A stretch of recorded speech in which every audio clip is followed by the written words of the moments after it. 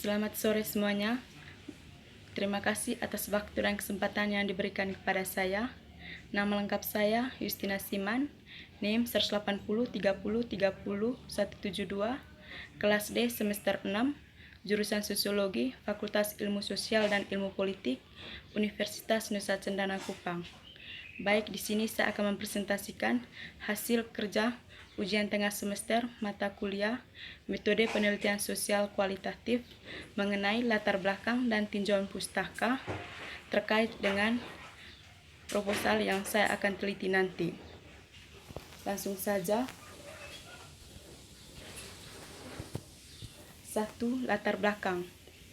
Pembaruan sistem pendidikan nasional telah ditetapkan visi, misi, dan strategi pembangunan pendidikan nasional. Visi pendidikan nasional adalah terwujudnya sistem pendidikan sebagai pranata sosial yang kuat dan berwibawa untuk memberdayakan semua warga negara Indonesia berkembang menjadi manusia yang berkualitas sehingga mampu dan proaktif menjawab tantangan zaman yang selalu berubah. Zaman yang serba maju sekarang ini, pendidikan menjadi masalah yang harus terus ditingkatkan agar dapat bersaing dengan bangsa-bangsa lain dan tidak tertinggal. Pemerintah harus terus mengambil tindakan-tindakan agar pendidikan lebih maju.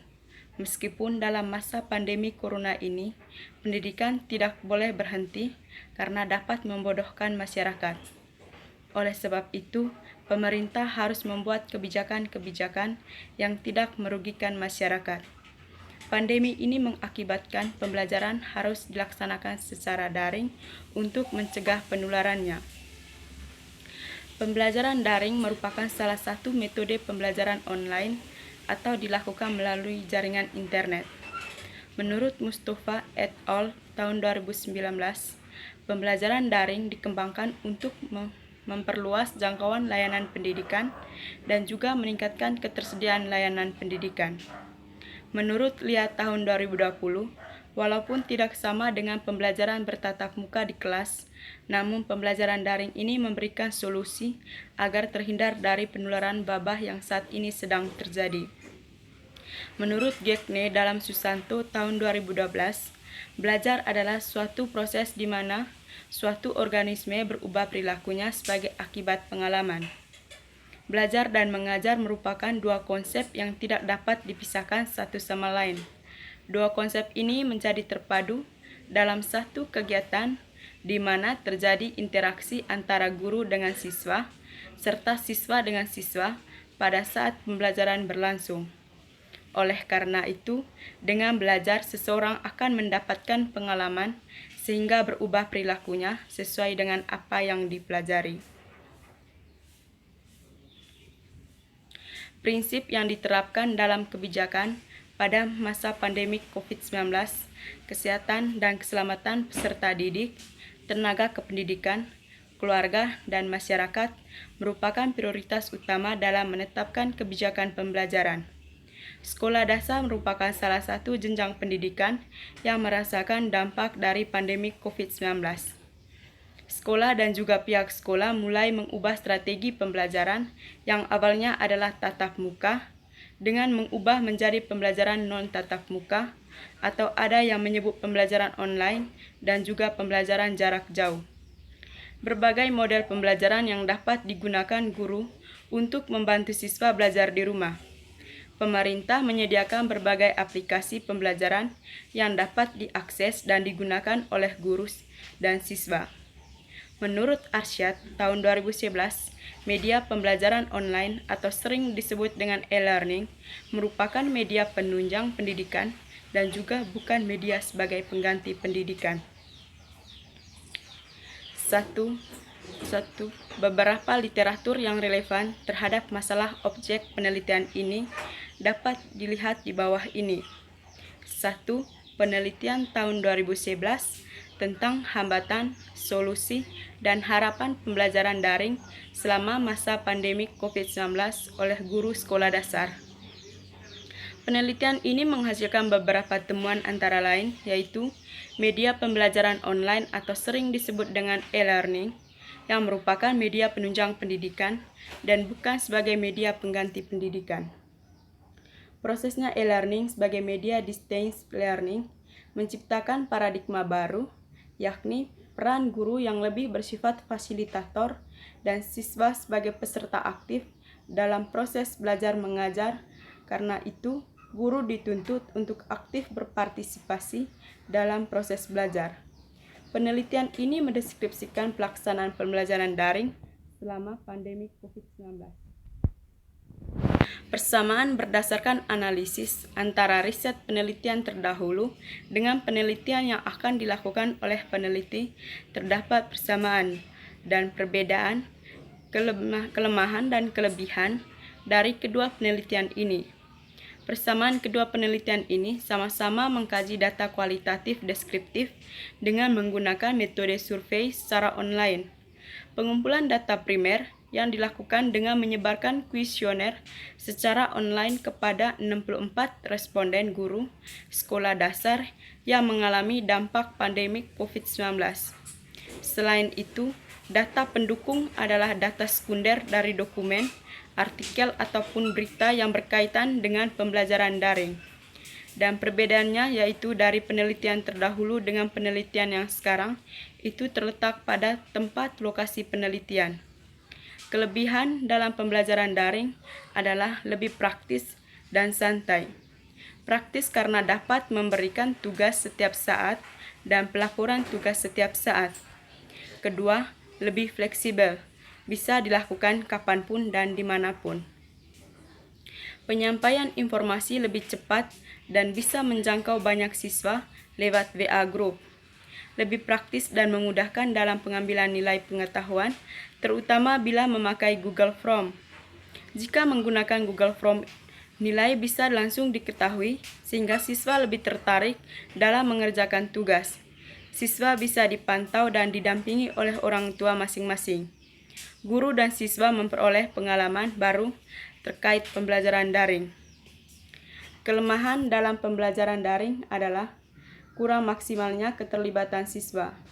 Keterlibatan siswa yang dimaksud dapat dilihat dari hasil keterlibatan siswa mengikuti pembelajaran daring secara penuh dari awal pembelajaran sampai akhir pembelajaran. Karena banyak siswa yang tidak aktif dan tidak berpartisipasi dalam pembelajaran daring. 2.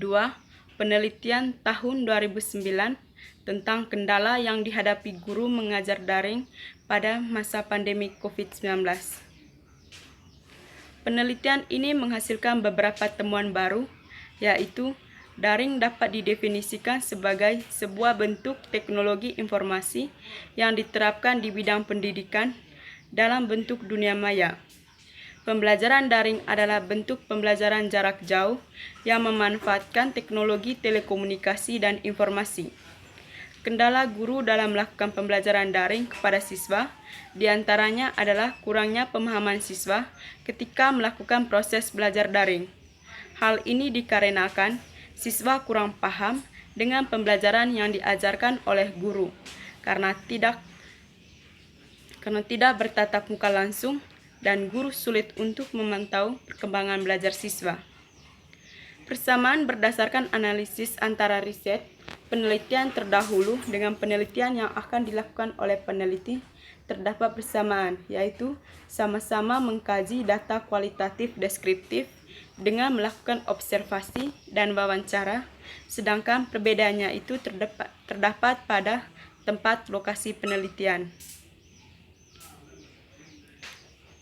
Kelebihan dalam pembelajaran daring yaitu antara lain, pengajar dan siswa dapat berkomunikasi secara mudah melalui internet. Secara kapan saja, kegiatan berkomunikasi itu dilakukan tanpa dibatasi oleh jarak, tempat, dan waktu. Pengajar dan siswa dapat menggunakan bahan ajar yang teratur dan terjadwal melalui internet. Pengajar maupun siswa dapat melakukan diskusi melalui internet yang bisa diikuti dengan jumlah siswa yang banyak. Siswa yang pasif menjadi aktif, terhindar dari wabah penyakit yang saat ini sedang terjadi. Kelemahan dalam pembelajaran daring antara lain, siswa yang kurang mempunyai motivasi belajar cenderung gagal, belum meratanya fasilitas internet yang tersedia di tempat yang bermasalah dengan listrik, telepon, dan komputer, pemahaman siswa terhadap materi yang diberikan pun kurang. 3. Penelitian tahun 2020 tentang upaya guru mengoptimalkan pembelajaran daring di era pandemi COVID-19. Pembelajaran daring merupakan sebuah solusi untuk mengatasi pandemik yang melanda negara kita. Pembelajaran daring merupakan pembelajaran yang menggunakan jaringan internet dengan bantuan aplikasi. Dengan pembelajaran daring, siswa dapat belajar dari rumah dengan bantuan aplikasi seperti WhatsApp Group, Zoom, Google Meet, dan aplikasi lainnya. Pencegahan COVID-19 dapat dilakukan dengan cara pencegahan pada level individu, dengan cara upaya kebersihan personal dari rumah, dan peningkatan imunitas diri dan mengendalikan penyakit penyerta, sedangkan pencegahan level masyarakat dengan cara pembatasan interaksi fisik dan pembatasan sosial. Persamaan berdasarkan analisis antara riset penelitian terdahulu dengan penelitian yang akan dilakukan oleh peneliti, terdapat persamaan, yaitu sama-sama mengkaji data kualitatif deskriptif untuk memberikan gambaran tentang upaya guru mengoptimalkan pembelajaran daring di masa pandemi COVID-19. Perbedaannya itu terletak pada tempat atau lokasi penelitian. Kelebihannya yaitu terhindar dari penyakit COVID-19 dengan cara meliburkan seluruh aktivitas dari semua masyarakat. Adanya solusi yaitu kebijakan yang dibuat oleh pemerintah, yaitu dengan mematuhi aturan mencuci tangan, memakai masker, dan menjaga jarak. Kelemahannya yaitu masyarakat masih banyak yang tidak mematuhi aturan yang sudah dibuat oleh pemerintah. 4. Penelitian tahun 2019 tentang dampak COVID-19 terhadap implementasi pembelajaran daring di sekolah dasar. Untuk mengidentifikasi implementasi pembelajaran daring di rumah pada siswa di sekolah dasar akibat dari adanya pandemi COVID-19. Persamaannya, penelitian ini menggunakan penelitian kepustakaan, di mana dalam mengumpulkan informasi data dengan teknik dokumentasi, yaitu mencari data mengenai hal-hal yang relevan dari berbagai macam yang ada di perpustakaan, seperti dokumen, buku, majalah, dan berita. Sedangkan perbedaannya itu terletak pada lokasi penelitian. Kelemahannya yaitu dengan pembelajaran daring, siswa memiliki keleluasaan waktu belajar, dapat belajar kapanpun dan dimanapun. Siswa dapat berinteraksi dengan guru menggunakan beberapa aplikasi seperti Classroom, Live Chat.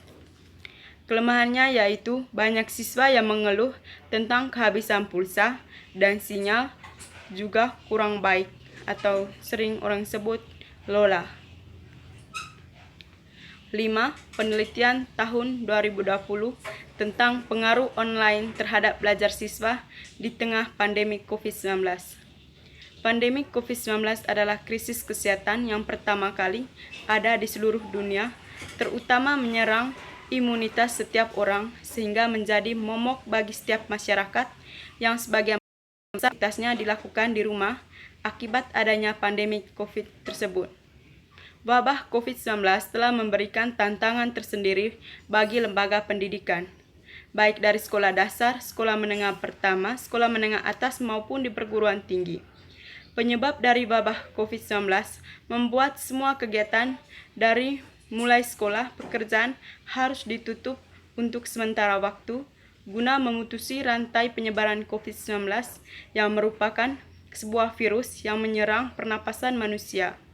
Persamaannya yaitu mengkaji data kualitatif dan yang menjadi perbedaannya yaitu terletak pada lokasi penelitian. Kelebihannya yaitu terhindar dari penyakit COVID-19 dengan cara meliburkan seluruh aktivitas dari semua masyarakat. Pengajar dan siswa dapat menggunakan bahan ajar yang teratur dan terjadwal melalui internet. Pengajar maupun siswa dapat melakukan diskusi melalui internet yang bisa diikuti dengan jumlah siswa yang banyak.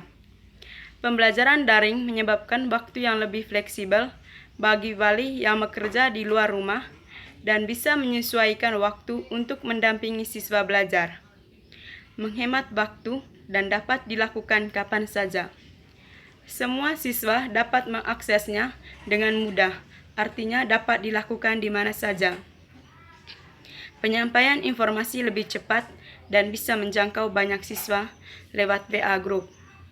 Kelemahannya, telepon dan komputer, pemahaman siswa terhadap materi kurang, guru sulit memantau perkembangan belajar siswa, berkurangnya interaksi antara guru dengan siswa, menghabiskan banyak kuota internet, tidak semua memiliki fasilitas pembelajaran daring. Baik, sekian dan terima kasih.